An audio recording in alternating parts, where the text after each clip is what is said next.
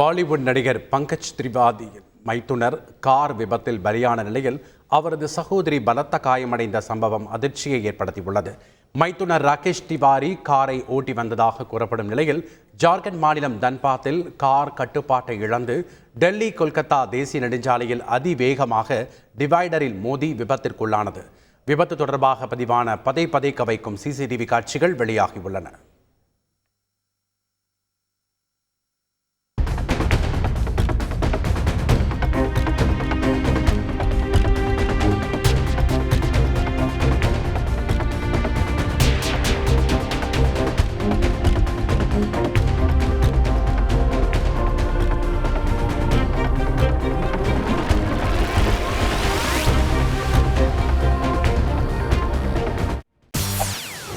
செய்திகளை உடனுக்குடன் தெரிந்து கொள்ள உடனே சப்ஸ்கிரைப் பண்ணுங்க.